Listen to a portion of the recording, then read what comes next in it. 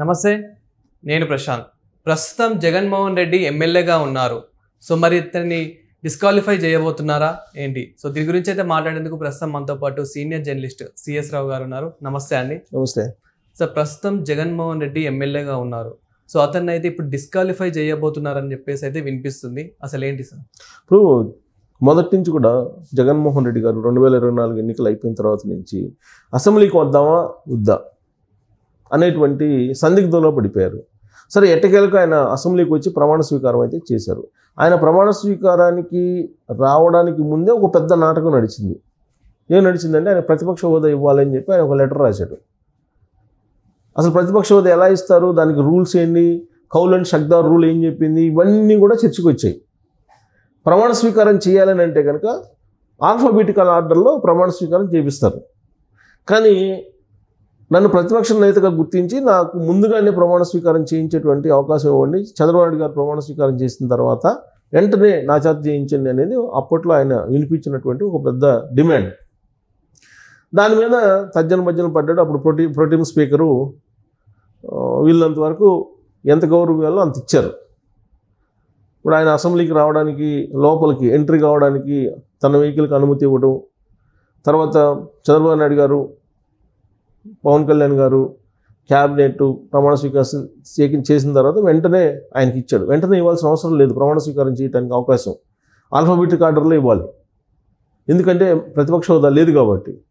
కానీ ఆయనకి ఆ రోజున తన వెహికల్ని అసెంబ్లీకి లోపలికి రానివ్వడం, ఆ తర్వాత మంత్రులు ప్రమాణ స్వీకారం అయిపోయిన తర్వాత ఆయన ప్రమాణ స్వీకారం చేయడం, ఇవన్నీ జరిగినాయి, చూసాం మనం. అంటే అప్పట్లోనే అతనికి ఇవ్వాల్సిన దానికన్నా కూడా ఎక్కువ గౌరవం ఇచ్చారు అనేది అప్పట్లో వినిపించింది. సరే, ఆయన వచ్చాడు, ఎట్టకేలకు ప్రమాణ స్వీకారం చేశారు. ప్రమాణ స్వీకారం చేసిన తర్వాత మిగతా సభ్యులు ప్రమాణ స్వీకారం చేసేదాకైనా ఉండాలి కదా. కనీసం ఆ పార్టీకి సంబంధించినటువంటి 10 మంది ఎమ్మెల్యేలు ఉన్నారు, ఆయన కాక వాళ్ళు ప్రమాణ స్వీకారం చేసేదాకైనా ఉండాలి కదా అసెంబ్లీలో. లేదు, ఆయన ప్రమాణ స్వీకారం చేసి వెళ్ళిపోయాడు. వెళ్ళిపోయిన తర్వాత నుంచి మళ్ళీ అసెంబ్లీకి రాలేదు. ఇప్పటికి 2 అసెంబ్లీలు అయిపోయినాయి, 3వసారి అసెంబ్లీ జరుగుతుంది. వరుసగా 3 అసెంబ్లీకి గైర్హాజరైతే ఆ ఎమ్మెల్యేని అనర్హత వేటు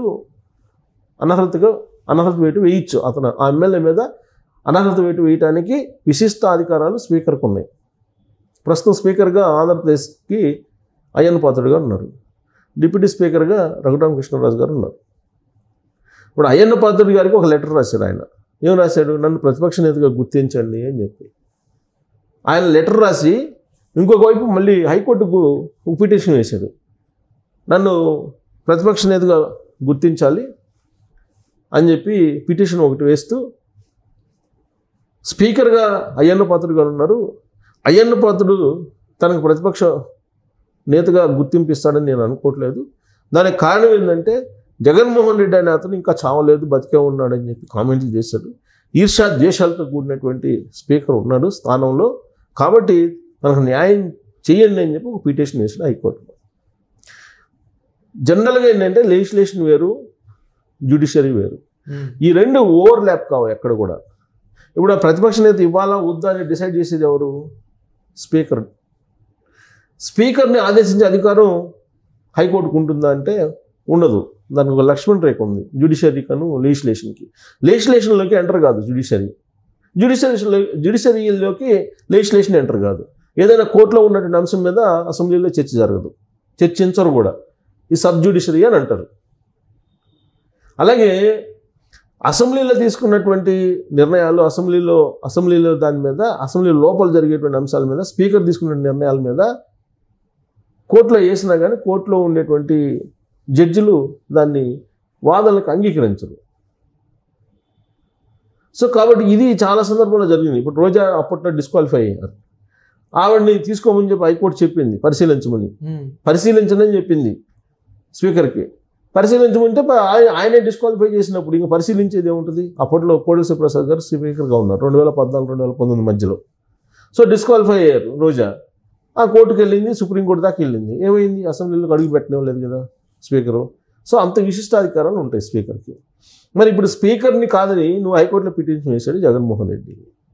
ఇంకొక వైపు ఏమో ఆయన వరుసగా 2 అసెంబ్లీలకి గైర్హాజరయ్యాడు. 3 అసెంబ్లీ రేపు బడ్జెట్ సమావేశాలు జరగబోతున్నాయి ఒక వారం 10 రోజుల్లో.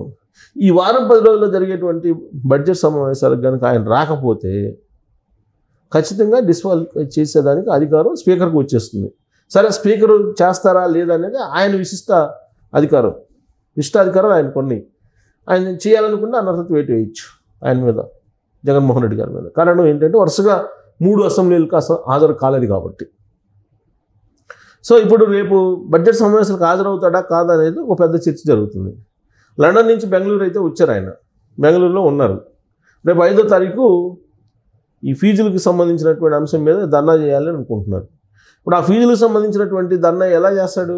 ఆల్రెడీ ఎన్నికల కోడ్ ఉంది. ఓకే, అక్కడేమో ఎమ్మెల్సీ ఎన్నికలకు సంబంధించినటువంటి నోటిఫికేషన్ వెలువడింది. కేంద్ర ఎన్నికల సంఘం ఇచ్చేసింది నోటిఫికేషన్.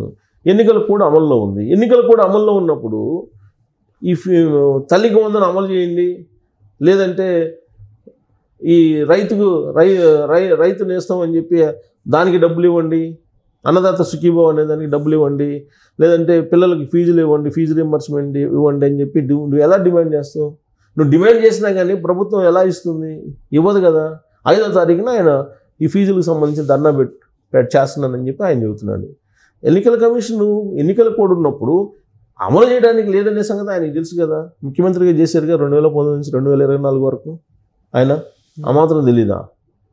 మరి తెలిసి కూడా 5వ తారీఖు ఎందుకు పెట్టారంటే రాజకీయపరమైనటువంటి కోణం. ఓకే, ఈయన అసెంబ్లీ బడ్జెట్ సమావేశాలు జరుగుతాయి. ఈ బడ్జెట్ సమావేశాలకు ఆయన వస్తాడా రాడా అనే దాని మీద పెద్ద ఎత్తున చర్చ జరుగుతుంది. ఎందుకు చర్చ జరుగుతుందంటే ఆయన మీద అనర్హత వేటు పడే అవకాశం ఉంది ఒకవేళ రాకపోతే.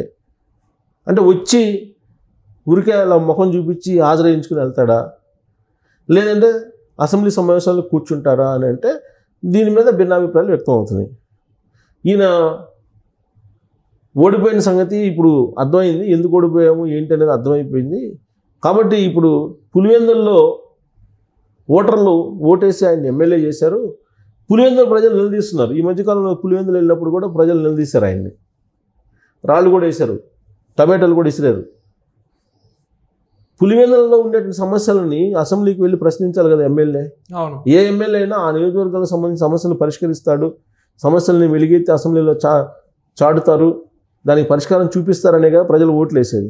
మరి జగన్మోహన్ రెడ్డి అసెంబ్లీకి వెళ్ళకపోతే పులివెందుల ప్రజలు ఎందుకు కాముకుంటారు? 23 మంది ఎమ్మెల్యేలతోటి చంద్రబాబు నాయుడు గారు అసెంబ్లీకి అటెండ్ అయ్యారు కదా 2019 నుంచి 2023 దాకా.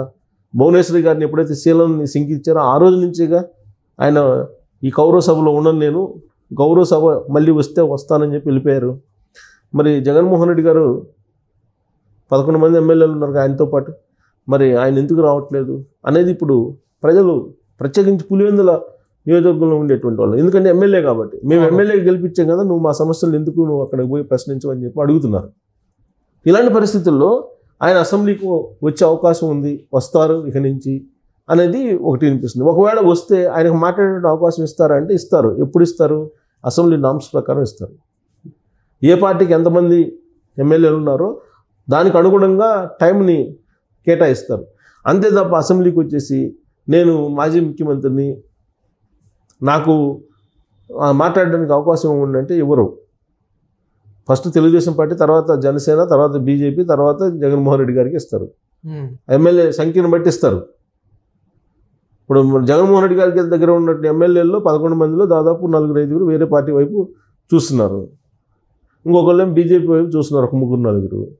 పోతే ఒకళ్ళిద్దరు మిగులుతారు ఆయనకి.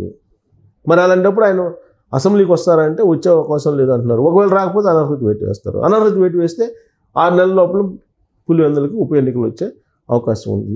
మరి ఆ పరిస్థితి తీసుకెళ్తారా అని అంటే జగన్మోహన్ రెడ్డి గారు ఇప్పుడు ఏమంటున్నారు? నేను చేసినటువంటి మంచి ప్రజలకు గుర్తుంది, నేను బటన్ నొక్కి అందరికీ అందజేశాను, ప్రజలందరూ నా కోసం చూస్తున్నారు అంటున్నారు.